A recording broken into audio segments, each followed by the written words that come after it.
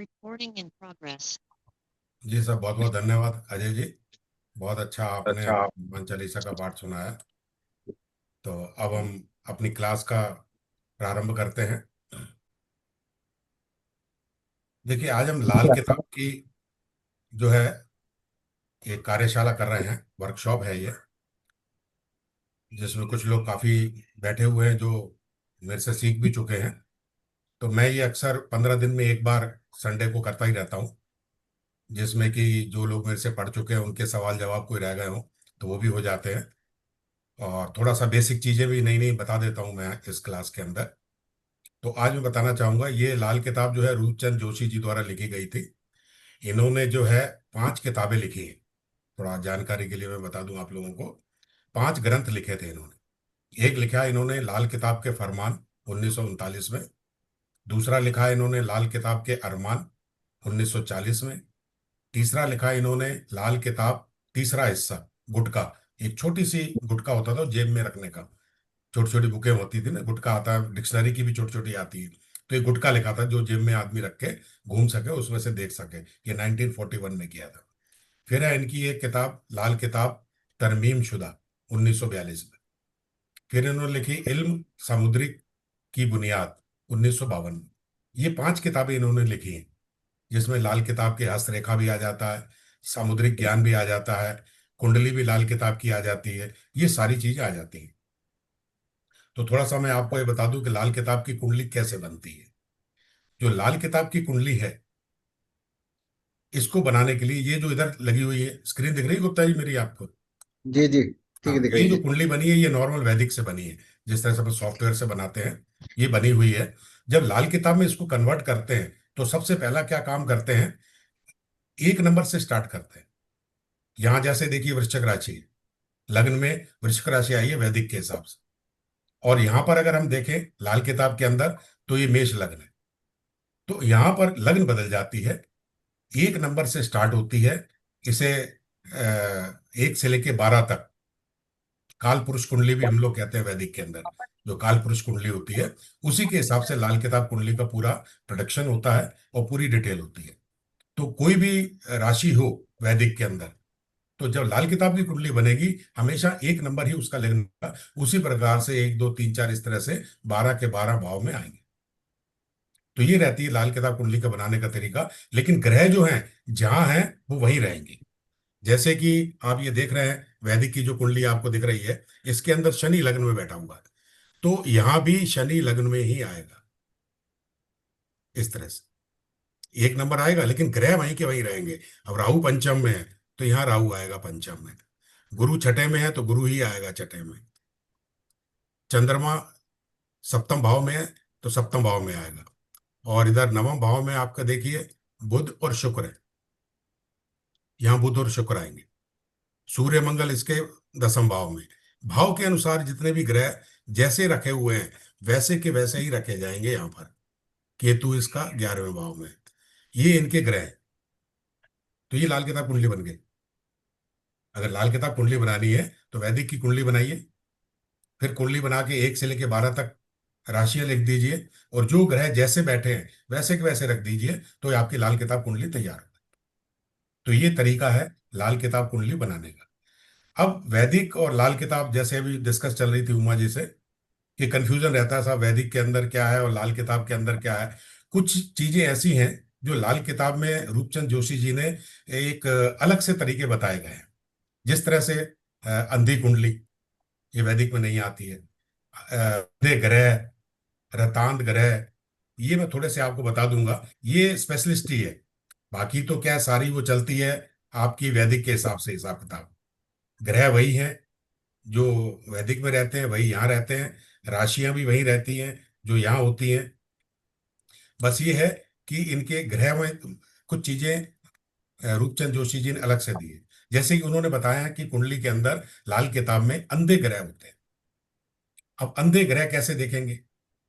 अंधे ग्रह का लाल किताब में बताया गया है कि जब आपके 10वें घर में, 10th हाउस में, यहाँ हाउस की बात चल रही है, 10वें घर में 2 या 2 से अधिक दुश्मन ग्रह बैठ जाए तो आपकी जो है अंधी कुंडली कहलाती है। या अकेला चंद्रमा या अकेला सूर्य 10वें घर में बैठ जाए तो वो जातक की अंधी कुंडली लाल किताब कहता है। ये वैदिक से और इसमें तो यही डिफरेंस है, अंधी कुंडली कहलाती है। अब जबकि रिजल्ट निकाले जाए तो वैदिक से भी निकलेंगे, इससे भी निकलेंगे। इससे क्या है, ये सटीक चीजें इस तरह से रहती हैं कि हमें पता लग जाता है कि दो दुश्मन ग्रह अगर 10वें भाव में बैठे हुए हैं तो ये अंधी कुंडली है, तो हमें क्या करना है, तुरंत उसके रिजल्ट। अगर आपकी किसी भी जातक की अंधी कुंडली देखते हैं, मतलब 10वें भाव में कोई दो विरोधी ग्रह इस तरह से, ये देखिए जैसे कि मैं एग्जांपल दिया है, शुक्र मंगल और राहु, ये तीन ग्रह हैं, ये दुश्मन है आपस में। राहु का शुक्र दुश्मन है, मंगल का राहु है, इस तरह से ये दुश्मन ग्रह है। दूसरी कुंडली बनाई है बुध और गुरु, ये आपस में दुश्मन है। जब ये ग्रह आपके 10th हाउस में बैठे हैं किसी भी जातक के, तो उसकी कुंडली जो है अंधी कुंडली कहलाएगी। ये एक बार में देख के आपको पता लग जाएगा कि ये इस जातक की अंधी कुंडली है। इसको क्यों है अंधी कुंडली? क्योंकि ये शनि के घर है। शनि जो है अपने दुश्मन ग्रहों को अंधा कर देता है।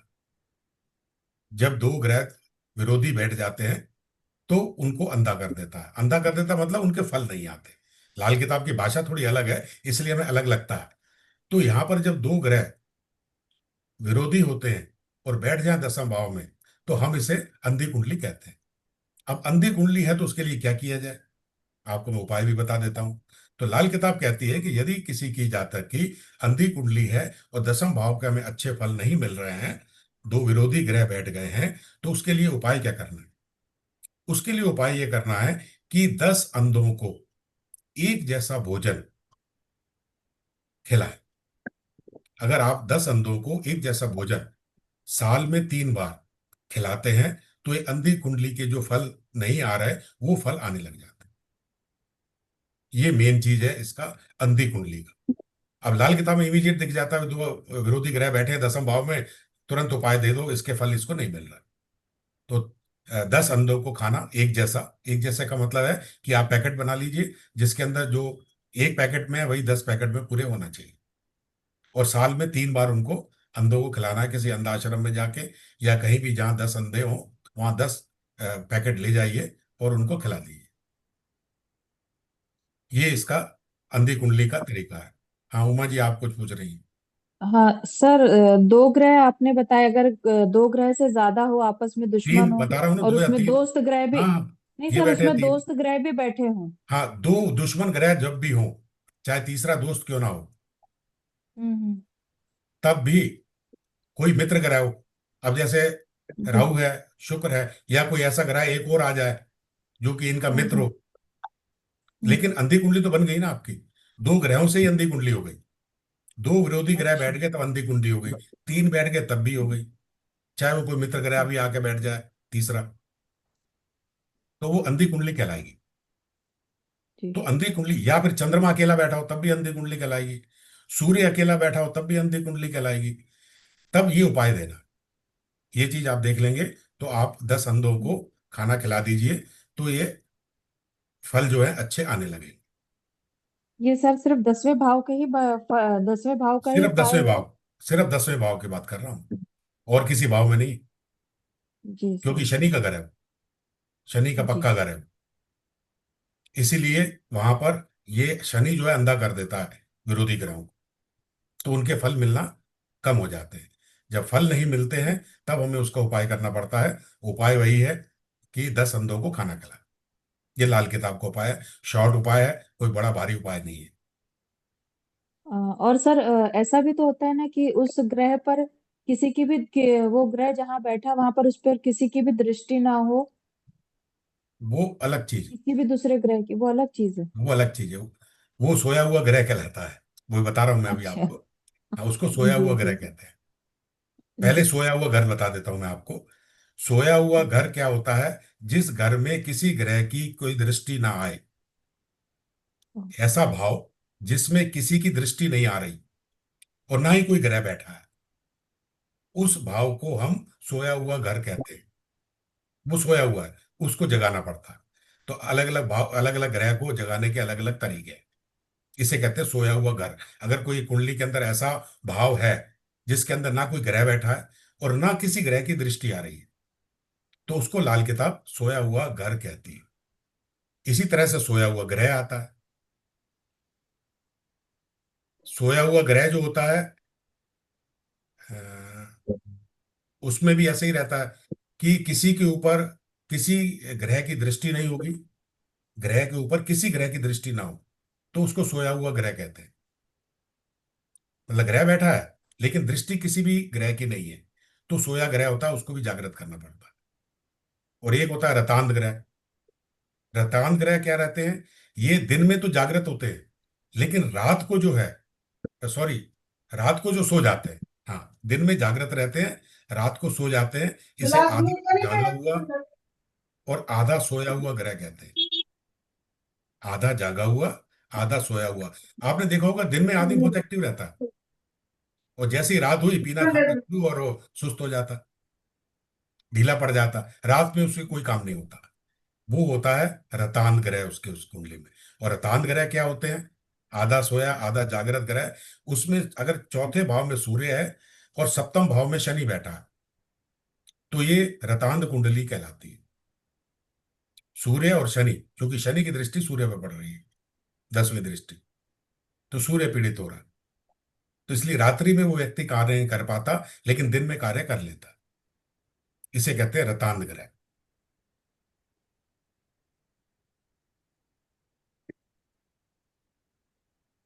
इसका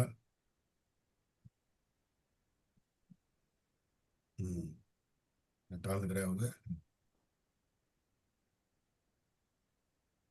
अब आपको बता देते हैं, हम्म, टकराव के ग्रह। ये भी खासियत है एक लाल किताब के अंदर। मैं खास खास चीजें बता रहा हूँ लाल किताब की जो है, कॉमन चीजें नहीं बता रहा हूँ।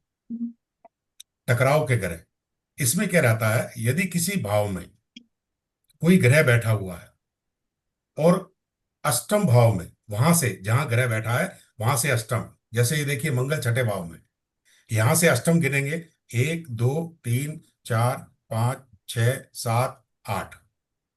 अष्टम क्या बैठा है, देखो सूर्य बैठा है।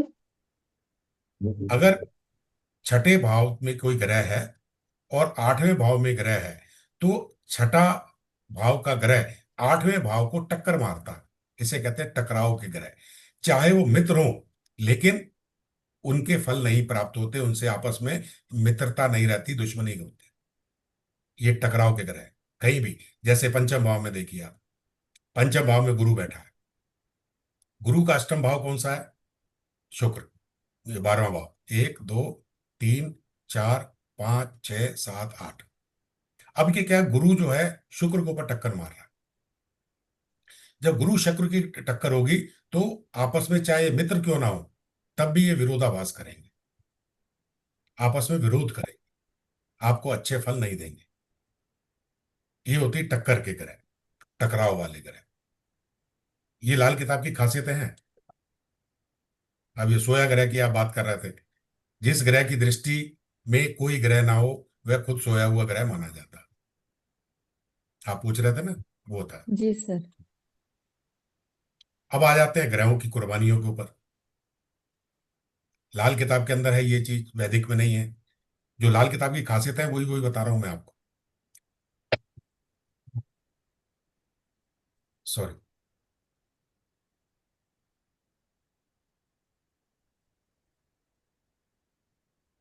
कभी कभी क्या होता है, हमें कुंडली के अंदर दिखता है कि हमारा ग्रह बहुत अच्छा है,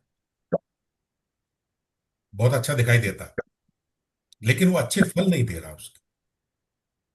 अगर अच्छे फल नहीं दे रहा वो, क्यों नहीं दे रहा है अच्छे फल, क्योंकि कोई और ग्रह पीड़ित है और उसको उसने कुर्बानी का बकरा बना दिया है। जब कोई ग्रह पीड़ित होता है, तो वो किसी न किसी ग्रह को कुर्बानी का बकरा बनाकर उसके ऊपर अपनी बला टाल देता है। जैसे शनि का मित्र है शुक्र, शनि जब पीड़ित होता है तो अपनी कुर्बानी का बकरा शुक्र को बना देता है, तो शुक्र पीड़ित हो जाता है। हमें दिखता है कि कुंडली के अंदर शुक्र तो बहुत अच्छा बैठा है, उच्च का बैठा है, लेकिन शनि पीड़ित जरूर है, लेकिन शुक्र अच्छा है। लेकिन नहीं, शनि अगर पीड़ित है तो वो शुक्र को भी पीड़ित कर देगा। तो उस कुंडली के अंदर शुक्र भी पीड़ित है। इस तरह से ग्रह जो है कुर्बानी के बकरे बनाते हैं लाल किताब के अंदर। हमें दिखाई देता है कि हमारा ग्रह कुंडली के अंदर बहुत अच्छा है, अच्छे फल दे रहा है, लेकिन वो जो है कुर्बानी खुद पीड़ित होता है, तो अपनी बला जो है दूसरे पे डाल देता है। इसे कहते हैं कुर्बानी के ग्रह।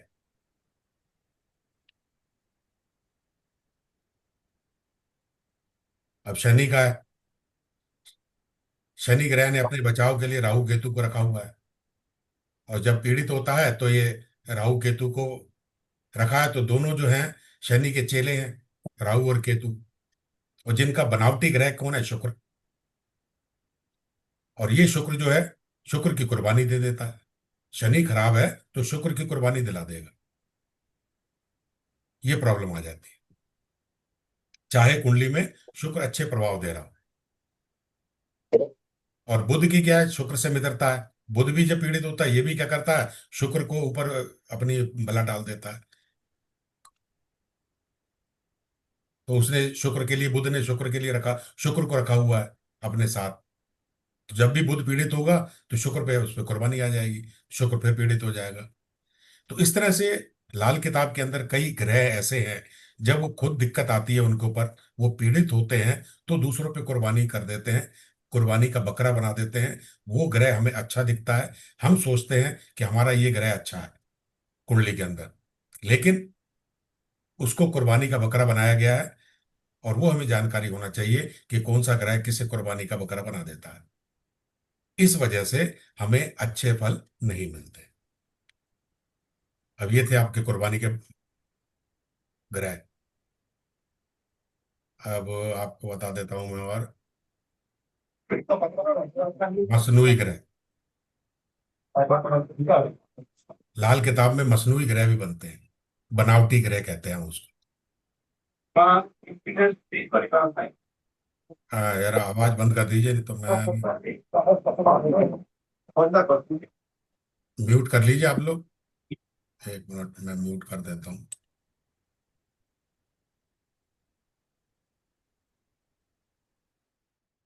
जी, आ रही, मेरी आवाज आ रही है? जी आ रही है सर। हाँ, जी सर, आ रही है।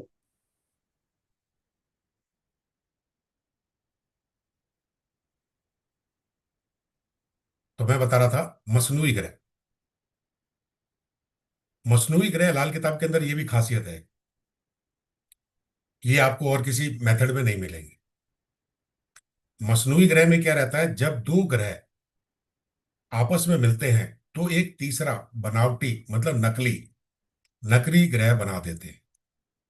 जैसे सूर्य और शुक्र है, जब सूर्य और शुक्र कहीं इकट्ठे बैठे हों तो बृहस्पति बनता है गुरु, जो कि संतान होने में परेशानी करता है। दूसरा है बुध और शुक्र, जब बुध और शुक्र मिलते हैं तो सूर्य बनता है, जो कि स्वास्थ्य के ऊपर असर डालता है। इसी तरह से सूर्य और बृहस्पति, जब सूर्य और बृहस्पति मिलते हैं, सूर्य और गुरु, जबकि दोनों मित्र हैं, तो चंद्रमा बनता है। तो चंद्रमा की क्या पोजीशन है, वहां देखकर हम अंदाजा लगा सकते हैं कि उनके मदर की तबीयत कैसी है।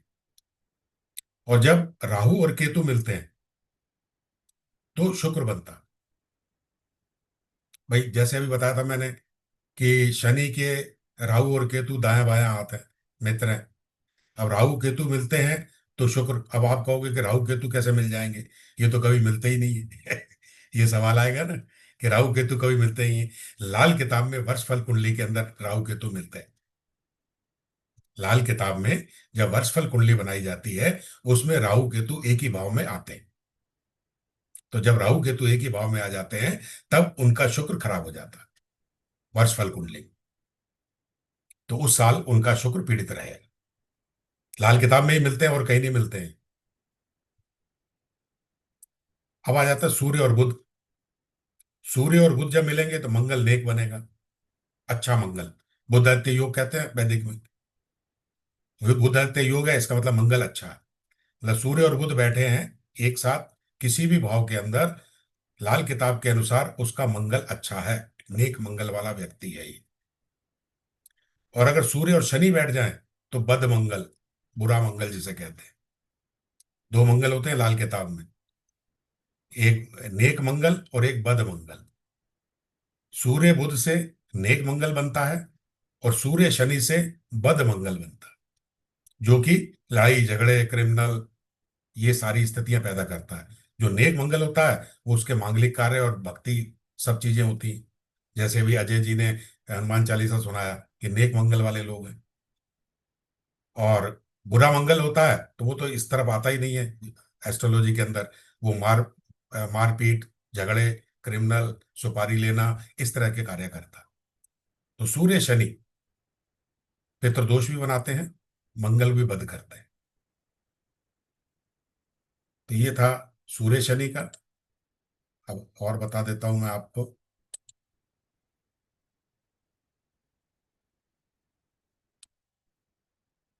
बृहस्पति राहु, गुरु राहु, चंडाल योग कहते हैं वैदिक के अंदर अपन इसको।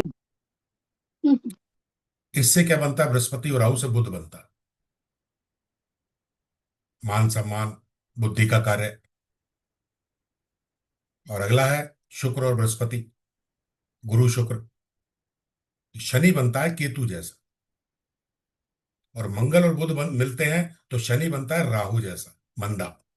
मंगल बुध, केतु जबकि आध्यात्मिक है तो शुक्र और बृहस्पति का विरोधी है, लेकिन वो केतु जैसा कार्य करता है। केतु भी वहां पर तैयार हो जाता है, जिसको कि नकली ग्रह कहते हैं। और मंगल बुध जब बनता है तब शनि राहु जैसा होता है, मंदा, जो कि बीमारियां देता है, सख्त बीमारियां आती हैं। अब मंगल और शनि जब मिलते हैं तब राहु उच्च का हो जाता है। मंगल और शनि मिलते हैं तो राहु उच्च का कहलाता है। जिस जातक की कुंडली के अंदर मंगल और शनि का कॉम्बिनेशन है उसका राहु उच्च का है। और सूर्य और शनि मिल जाए तो राहु नीच का हो जाता है। इसी तरह से शुक्र और शनि, जबकि दोनों बड़े अच्छे मित्र हैं, उच्च का केतु बनते हैं। शुक्र और शनि मिलता है और चंद्रमा और शनि मिलते हैं तो केतु नीच का हो जाता है, जैसे वैदिक में अपन विष योग कहते हैं, और लाल किताब में केतु नीच का। ये चीजें हैं। इनसे एक तीसरा ग्रह बनता है। अब ये देखना है कि वो कैसा है, उच्च का आ रहा है, नीच का आ रहा है, मंगल है तो नेक है, बद है। ये सारी चीजें देख के हम उसको फलित करते हैं। ये फलित करने के इन्होंने लाल किताब के अंदर ये कुछ पैटर्न दिए हुए हैं।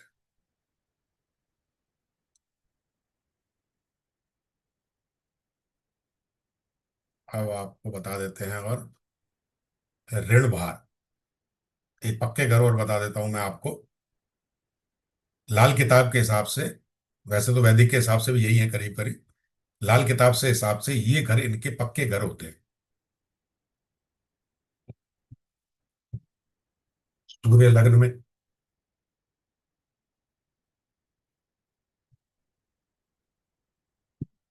ये सूर्य का पक्का घर है लग्न। गुरु दूसरे भाव का पक्का घर है। मंगल का तीसरा भाव है, इसका पक्का घर है ये। और चौथे घर का चंद्रमा है। पांचवें घर का गुरु है। छठवें घर का केतु है। सातवें घर का शुक्र है। आठवें घर का शनि है। नवें घर का गुरु है। 10वें का भी शनि है, लेकिन 11वें का गुरु है। और 12वें का राहु है। अब इसके अंदर देखिए गुरु के कितने पक्के घर हैं। 5 घर हैं गुरु के पास। 5 घर पक्के घर कहलाते हैं लाल किताब के अनुसार। जैसे करीब करीब वैदिक में भी यही बताया गया है। तो ये पक्के घर हैं। पक्के घर के हिसाब से हमें देखना पड़ता है कि पक्का घर किसका और कौन सा ग्रह बैठा है।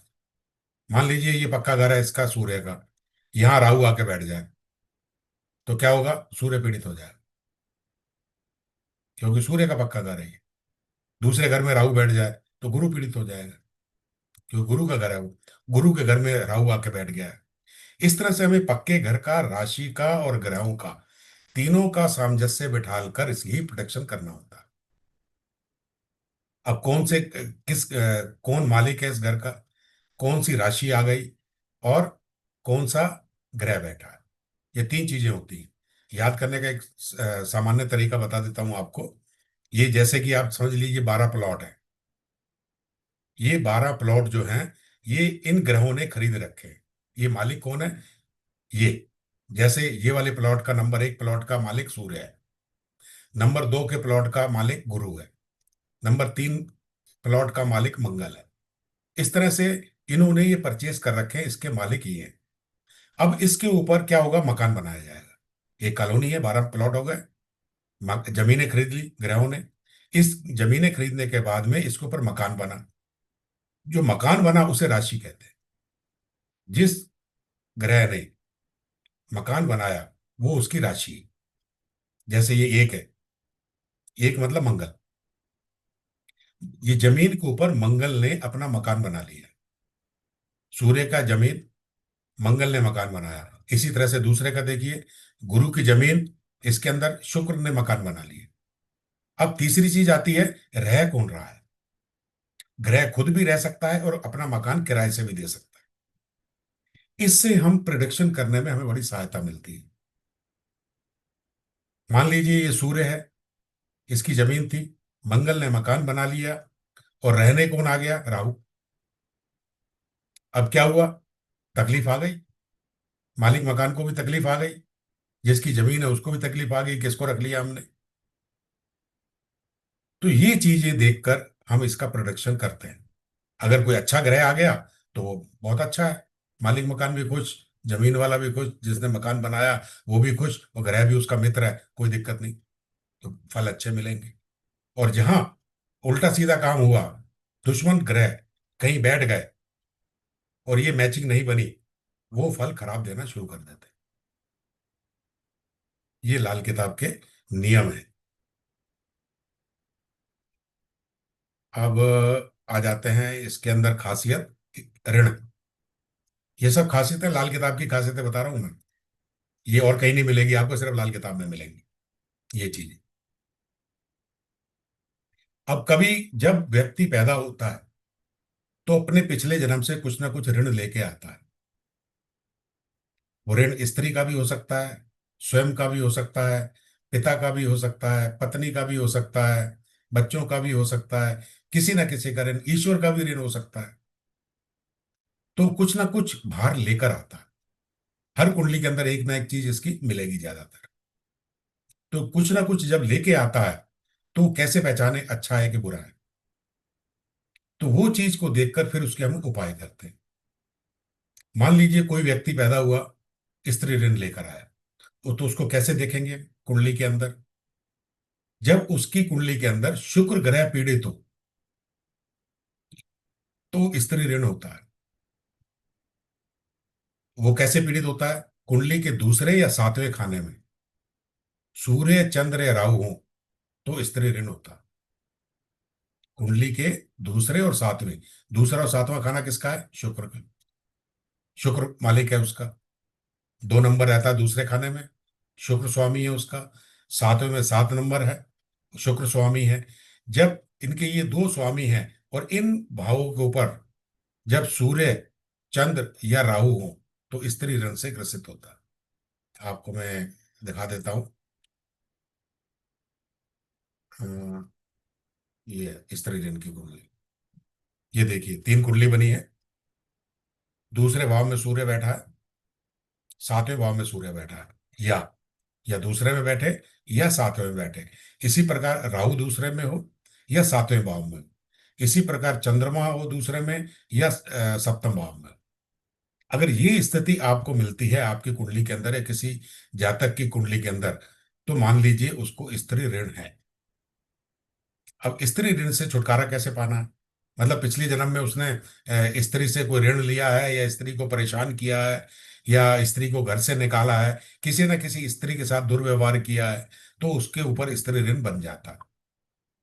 जब ये स्त्री ऋण बन जाता है तब इसके उपाय करने पड़ते हैं, उसको यहाँ पर आकर फल भोगने पड़ते हैं। तो उसके लिए उपाय क्या है? स्त्री ऋण के लिए उपाय है कि जातक को अपने परिवार वालों से पैसे इकट्ठे करने एक जैसे। एक जैसे का मतलब ये है कि मान लीजिए आप कोई ऐसी जो उपाय करना है, उसके लिए आपको कुछ पैसों की जरूरत है, उसको डिवाइडेशन कर लीजिए, 50 रुपये मान लीजिए या 100 रुपये मान लीजिए। मतलब एक तय कर लीजिए, सबसे एक जैसे पैसे लेना है अपने परिवार वालों को। परिवार वालों में कौन आता है? ब्लड रिलेशन वाले, माता पिता, भाई बहन, बच्चे, ये परिवार के सदस्य होते हैं ब्लड रिलेशन वाले। पत्नी नहीं होती, क्योंकि वो ब्लड रिलेशन में नहीं आती है। तो अपने परिवार वालों से, सारे ऋणों के लिए ये रूल है, अपने परिवार वालों के से जिनसे उनका ब्लड रिलेशन है, उनसे 50-50 रुपए या 100-100 रुपए, जो आपको उसको निश्चित करना है, जिस तरह से उनकी है, दे सकते हो जो लोग, वो पैसे इकट्ठे कर लेना।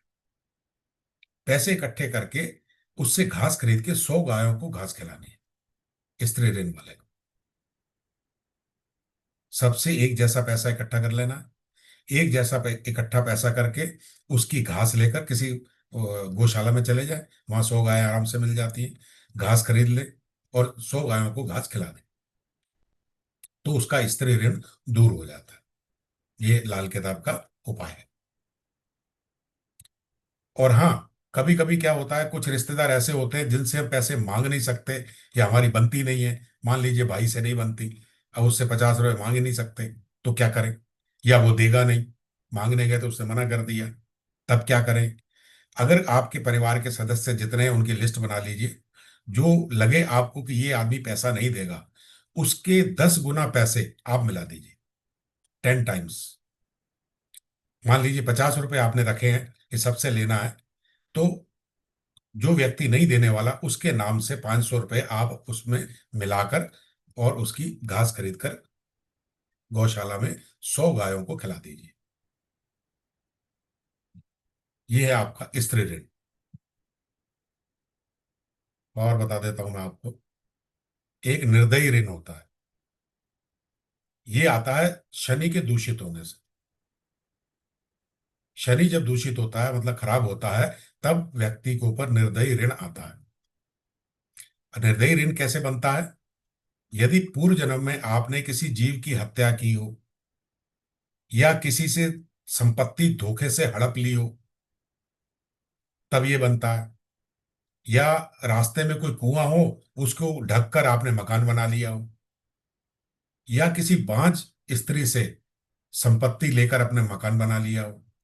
मतलब इस तरह से आपने निर्दयता पूर्व जो कार्य किए हैं पूर्व जन्म के अंदर, तो आपको निर्दयी ऋण इस जन्म में आके मिलता है। उसकी पहचान क्या है निर्दयी ऋण की?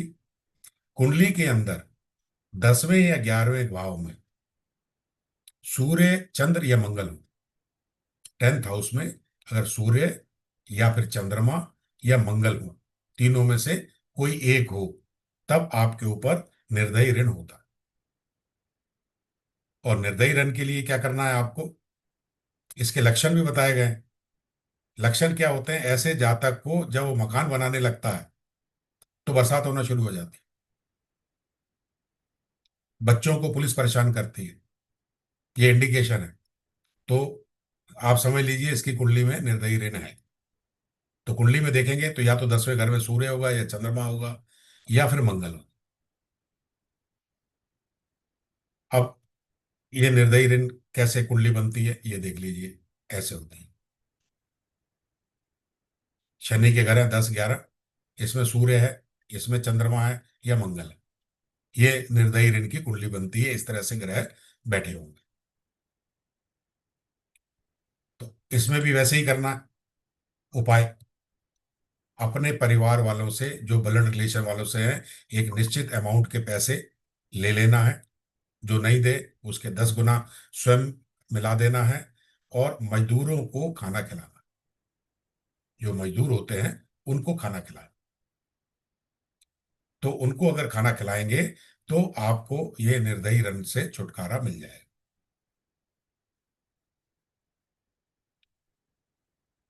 अब आ जाते हैं स्व ऋण, खुद का ऋण।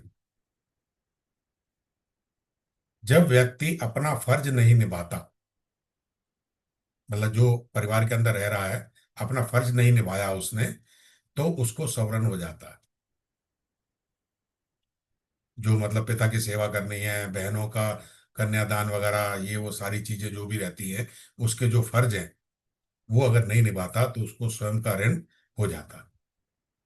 और ये कैसे होता है, कैसे पहचान है इसकी, लक्षण क्या है, इसके ऊपर सरकारी मुकदमे रहेंगे, सरकार से भय रहेगा, ऐसा जातक हृदय रोगी होगा, निर्दोष होने पर भी उसको सजा का डर लगा रहेगा कि सजा हो सकती है। ये लक्षण है। और कुंडली के अंदर कैसे देखेंगे, कुंडली के अंदर जैसे पंचम भाव में सूर्य के शत्रु ग्रह या पापी ग्रह शुक्र या शनि स्थित हो तो जातक को सवरण होता है। तो इसके निवारण के लिए क्या है, आपको वही अपने रिश्तेदारों से पैसे इकट्ठे करना है। पैसे इकट्ठे करके उनको एक सामूहिक यज्ञ कराना है। जिस तरह से बड़े यज्ञ होते हैं सामूहिक सब जगह, उस यज्ञ के अंदर पैसे भी दे सकता है, उन पैसों को दे दे तो ये काम हो जाता है। हाँ नवीन जी, आप कुछ पूछना चाह रहे हैं? सर अगर पंचम में राहु और मंगल दोनों हो तो ये स्वर्ण बनेगा क्या? हाँ बनेगा ना, ये आपको बता देता हूँ मैं। सवरण का ये निर्दयी ऋण ये है, ये पंचम भाव में सूर्य के घर में शुक्र और शनि हो तब। क्योंकि राहु क्या से है नहीं जो, होगा? नहीं राहु से नहीं, राहु ठीक से है, सवरण नहीं बलतन है। बनेगा, शुक्र और शनि ठीक से। है। पंचम घर में शुक्र आ जाए और या शनि आ जाए, सूर्य के पीड़ित होने से है ये, पंचम घर से। राहु से नहीं होगा? नहीं राहु से नहीं। राहु भी तो सूर्य को पीड़ित करता है। हाँ पीड़ित करता है, उसका अलग उपाय है, वो तो पितरदोष लगता है। ये सवरण ठीक का है। है, वो पितरदोष का है। ठीक। ठीक है, राहु और धन्यवाद सर। सूर्य की दृष्टि आ जाए या बैठे हो तो पितरदोष माना जाता है, सूर्य पीड़ित होता है। और लग्न में राहु बैठ जाए तब भी सूर्य पीड़ित होता है। अभी मैं ऋण बता रहा हूँ ठीक। कि पिछले जन्म में क्या लेके आए हैं, पिछले जन्म के। धन्यवाद सर। तो शुक्र और शनि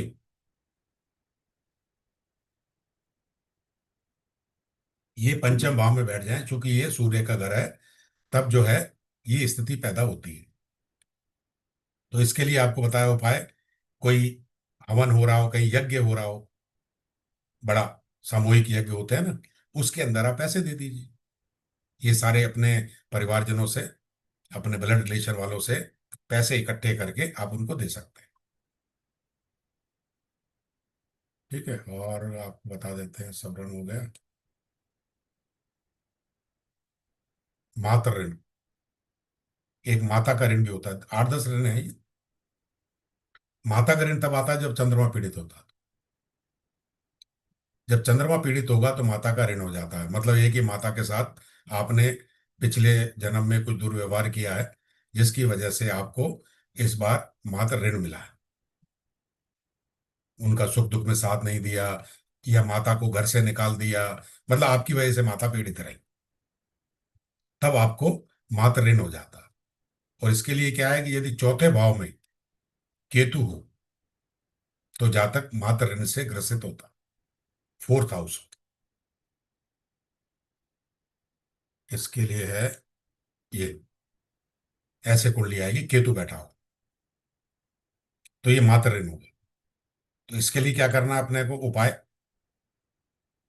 उसी प्रकार से सभी परिवार वालों से, व्यक्तियों से आपको पैसे इकट्ठे करने हैं एक जैसे, और उससे चांदी खरीदनी है, और चांदी को बहते हुए पानी में बहा देना, क्योंकि चंद्रमा की चांदी होती है, तभी चांदी से माता शांत होती है, चंद्रमा शांत होता है। तो उसको चांदी खरीद कर आप बहते पानी में बहा दीजिए, तो आपका मातृ ऋण का फल जो है, बुरे फल जो आ रहे हैं वो ठीक हो जाते हैं। ये है मातृ ऋण का। और बता दूं क्या है, एक पारिवारिक ऋण भी है, परिवार का ऋण। ये मंगल पीड़ित होने से होता है। यदि आपकी कुंडली के अंदर मंगल पीड़ित है तो ये पारिवारिक ऋण है।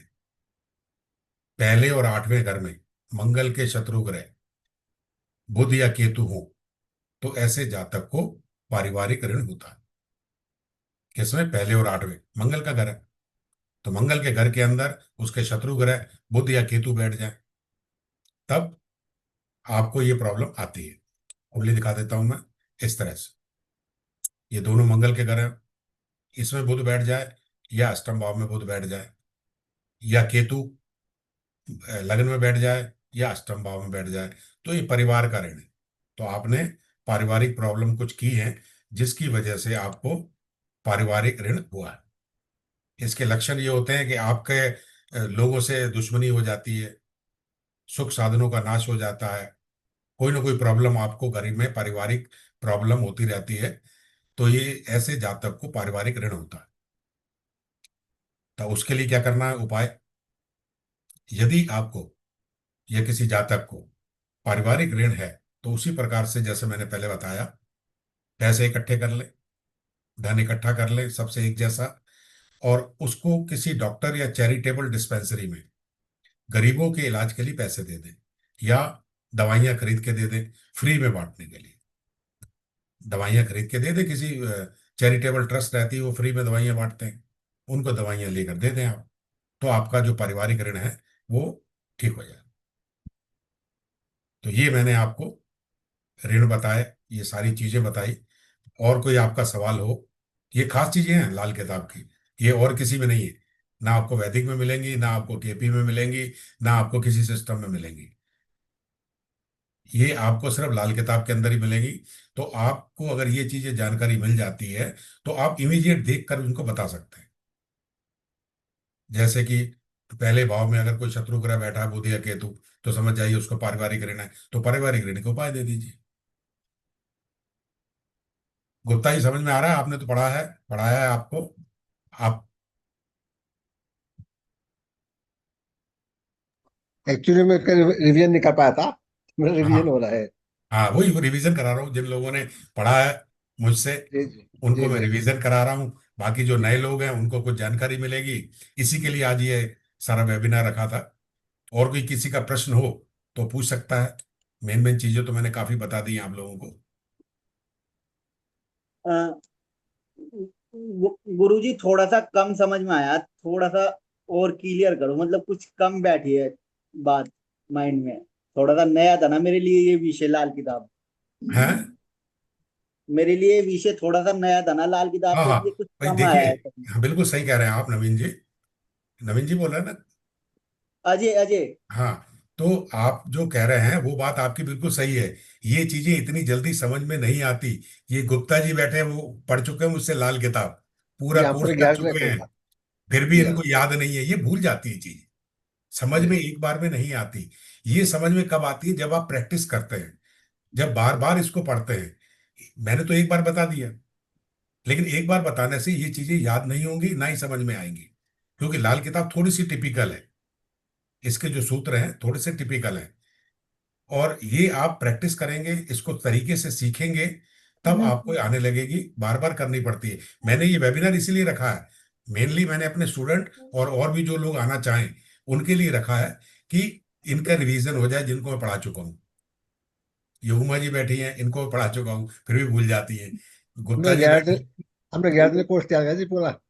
हैं। 11 दिन का 11 दिन का कोर्स किया था आपसे। हाँ, बेसिक वाला काफी, किया था, हाँ। काफी कुछ समझ में आ गया था।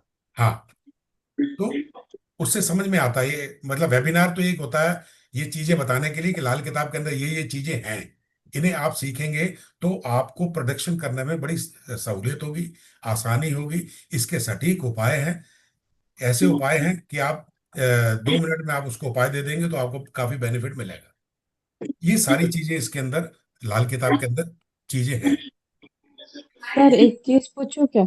हाँ जी, पूछिए। जो जो सर आपने अभी बताया, जैसे केतु के लिए बताया कि वो अगर 8 हाउस में जैसे जो भी पारिवारिक ऋण या जी जो हाँ, भी जी था, हाँ। तो सर वो प्रॉब्लम देगा जब उसकी दशा आएगी तभी, या फिर मतलब अगर वो दिख रहा है तो हमें उन्हें उपाय दे देने चाहिए? हमें उपाय दे देने चाहिए। लाल किताब तो कहती है कि उपाय दे देने चाहिए। अगर आपको ऋण दिख रहा है, जी। ये ऋण वो पिछले जन्म से लेके आया है, इस जन्म के नहीं है। अच्छा। उसने पिछले लेकिन जन्म सर में जी। जो कार्य किए हैं उसकी वजह से ये ऋण बने हैं, तो उसको उपाय कर लेनी चाहिए। नहीं गुरु जी, एक चीज पूछा थी, इसके ना कोई सूत्र लगते हैं? जैसे नाड़ी के अंदर 1 5 9 3 7 11 लगते हैं, इसमें कोई सूत्र लगते तो नहीं है? नहीं नहीं, ऐसा कोई सूत्र नहीं है। इसमें तो ये देखना है कौन सा ग्रह कहाँ बैठा है और वो हाँ क्या कर रहा है, ठीक है। किस घर में बैठा है। देखिए, कुंडली देखने का लाल किताब का बड़ा सिंपल सिस्टम है। आपको ओके। 3 चीजें मालूम होना चाहिए। पक्का घर कौन सा है उसका, हाँ। ठीक है, राशि कौन सी है उसकी, ठीक है। और आपके ग्रह कौन से बैठे हैं, ये तो ओके। मेन है। अब किस ग्रह की दृष्टियां हैं और कौन मित्र और शत्रु है, ये चीजें का ज्ञान हो गया तो आप प्रोडिक्शन ऑटोमेटिकली निकाल लेंगे, कोई बहुत बड़ी बात नहीं है। ओके। ठीक है। अब ग्रह आपस में मित्र हैं या दुश्मन है, अगर मित्र हैं अच्छे रिजल्ट आएंगे उस भाव के, और अगर दुश्मन है तो अच्छे रिजल्ट नहीं आएंगे, खराब रिजल्ट आएंगे। उनको ठीक करना पड़ेगा, वो उपायों द्वारा ठीक होते हैं। सिंपल चीजें हैं। कौन सा ग्रह कहाँ बैठा है, किसके घर में बैठा है, मकान किसका है जो मैंने अभी बताया आपको, और कौन रह रहा है, ये 3 चीजें खास है आपकी। ठीक है, तो इस रेमेडी के रेमेडी रेमेडी भी यही रहेगी कि अलग से कोई एक्स्ट्रा कोई रेमेडी आएगी ऐसे? ये रेमेडीज तो मैंने इन्हीं की बताई है, जो चीज बताई है अभी। बाकी चीजों की अच्छा। अलग है। आप मेरा वेबिनार ज्वाइन करते रहिए, मैं हर बार नई नई चीजें लेके आता हूँ, रेमेडीज भी बताता हूँ। जी जी जी जी, थैंक यू। जी सर। मुस्कान जी, आप कुछ पूछना चाह रहे हैं, अनम्यूट कर लीजिए। हाँ सर, मुझे ये पूछना था कि पहले तो जय श्री कृष्णा सर। जय श्री कृष्ण। सर मैं ये कह रही थी, जो हमारे एस्ट्रोलॉजी में वही, मैंने क्योंकि वेबिनार थोड़ा लेट ज्वाइन किया है, कि वही चीजें होंगी ना, वही घर 12 घर और वही उनकी राशियां जी जो हमने एस्ट्रोलॉजी में पढ़ी है। जी। यही मैंने थोड़ा सा लेट वेबिनार। हाँ, चीजें देखिए यही है। कोई भी पद्धति आप ले लीजिए, चाहे लाल किताब ले लीजिए, वैदिक ले लीजिए, केपी ले लीजिए, ग्रह वही है, 9 के 9, 12 घर है, इसमें कोई बदलाव नहीं किया किसी ने भी। और ठीक है, ये जो उसके कारक ग्रह कहें या पक्के घर कहें, वो एक ही चीज है। मैंने आपको 3 चीजें बताई। मकान, घर, जमीन किसकी है, मकान किसने बनाया, और रह कौन रहा है, इनका आपस में आप अपने घरों के हिसाब से देख लीजिए। हाँ, वो वैसे जैसे जो हमने एस्ट्रोलॉजी में सीखा है आपसे वही। हाँ, जो आपने सीखा है ये 3 चीजें ही हैं। इन 3 चीजों से ही पूरा प्रोडक्शन निकलता है। भाई एक कॉलोनी है, उसके अंदर किसी ग्रह ने मकान बनाया, किसी ग्रह की जमीन है और कोई रह रहा है। मान लीजिए अब सूर्य लग्न है, लग्न ले लिया अपन ने, सूर्य का पक्का घर, मंगल रह रहा है, मंगल ने मकान बना लिया, और उसके अंदर मान लीजिए कोई अच्छा ग्रह ही आ गया, गुरु आ गया, चलो मित्र है, कोई प्रॉब्लम नहीं, गुरु बैठ गया, गुरु रह रहा है वहां, कोई दिक्कत नहीं।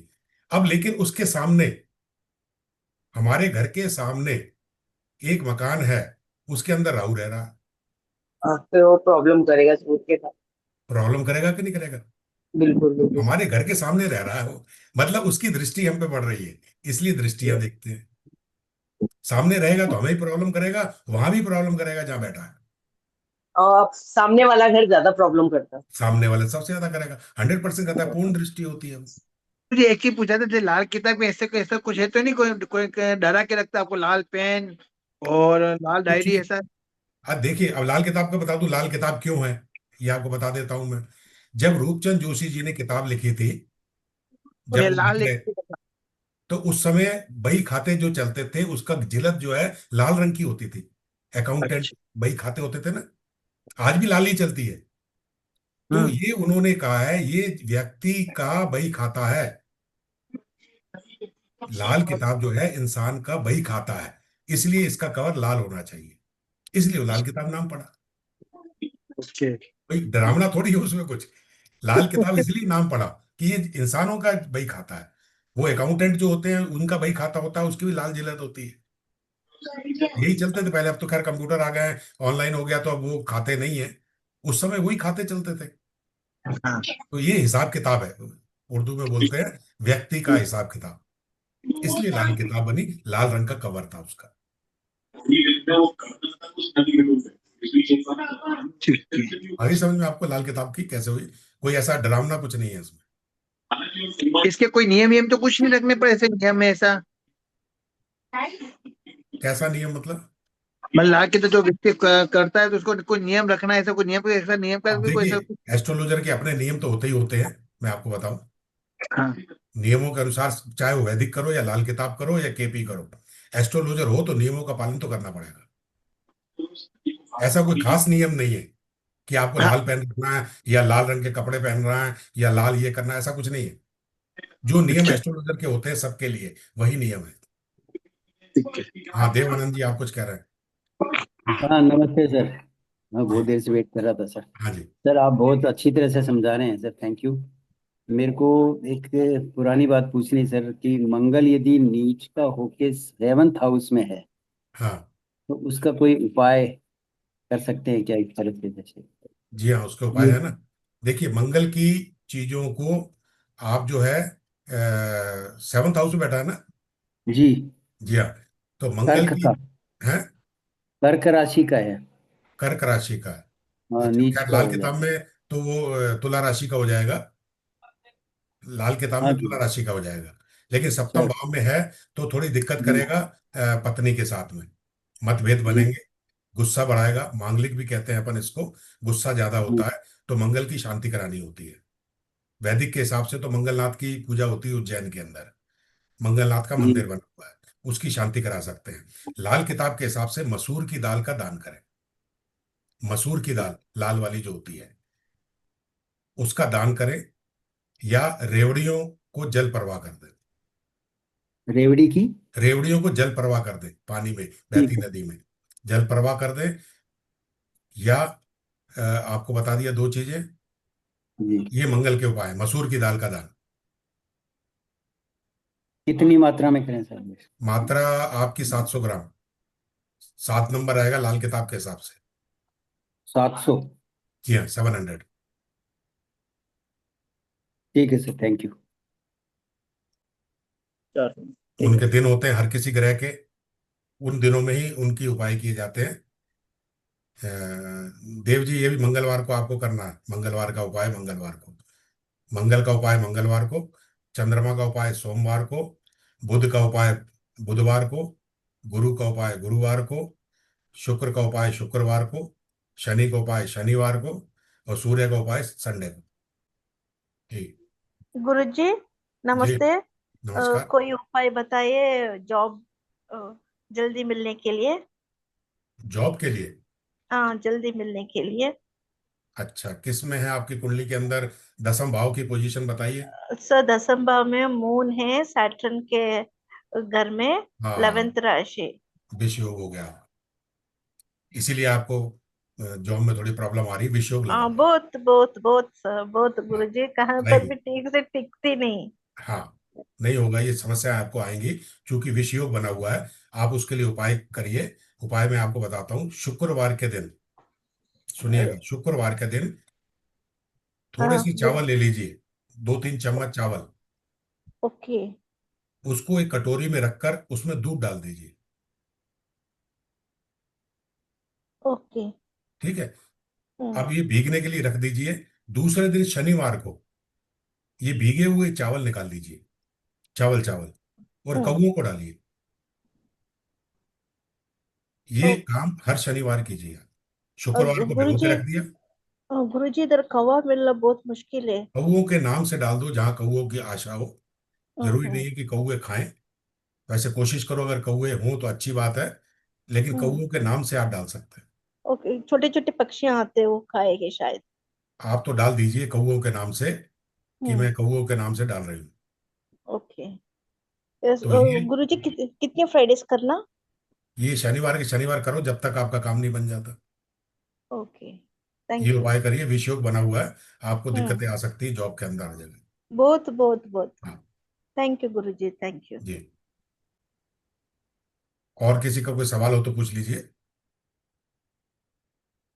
नहीं तो फिर गुरुजी, अपन। गुरुजी अपनी हाँ पीडीएफ बोले ना, यही ग्रुप में डालेंगे हाँ, इसी ग्रुप में। रिकॉर्डिंग। Okay thank you. ये एस्ट्रोलॉजी मास्टर क्लास वाला जो ग्रुप है, हम्म उसी ग्रुप में हम डाल देंगे। Okay thank you. हाँ, नहीं मिले, आप अगर कोई ग्रुप में ना हो तो मुझे फोन करके बता दे। मैं, हाँ आप मेरा नंबर नोट कर लीजिए, मैं आपको नंबर और बता देता हूँ। बोलिए। हाँ गुरुजी, हाँ गुरुजी, वो दूसरे वेबिनार की तो सूचना कह दो सबको, कह रहे थे आप वो अनाउंस करेंगे दूसरा वेबिनार के लिए। हाँ, ग्रुप में दे देंगे हम। अब ग्रुप बन गया, आप सब लोग ग्रुप में तो आए हुए हैं ना। और नहीं तो आप ये नंबर नोट करिए। और मैं लाल किताब भी पढ़ाता हूँ, वैदिक भी पढ़ाता हूँ, केपी भी पढ़ाता हूँ। किसी को अगर सीखना हो, 1-to-1 भी पढ़ाता हूँ मैं, और ग्रुप में भी पढ़ाता हूँ। अगर आप लोगों को किसी को सीखना हो तो आप मुझसे कांटेक्ट कर सकते हो, ये नंबर है मेरा। पूरी और जानकारी चाहिए, डिटेल में चाहिए, उपाय चाहिए, नोट कर लीजिए। और ये पूछ भी सकते हैं, कोई ग्रुप में अगर नहीं है तो वो फोन करके पता कर सकता है मेरा वेबिनार नेक्स्ट कब है।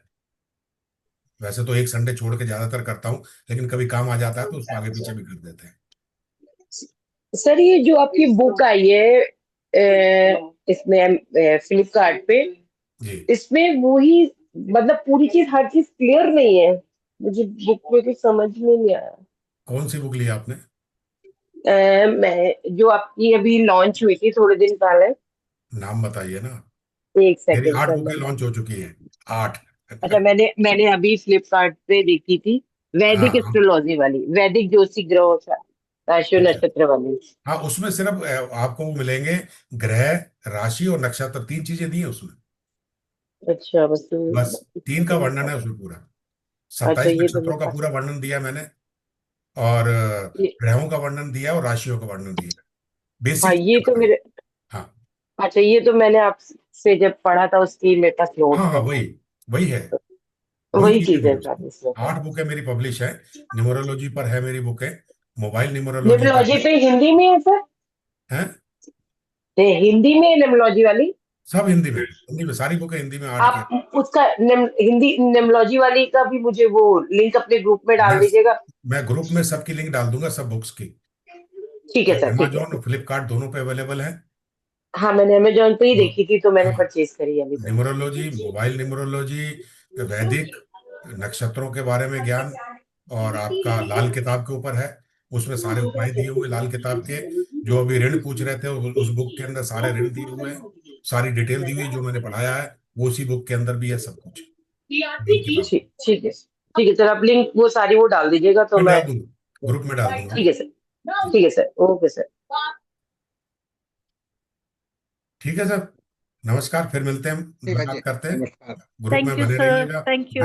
मैसेज डालता रहूंगा। धन्यवाद आप सब लोगों का, आप लोगों ने मुझे अपना समय दिया।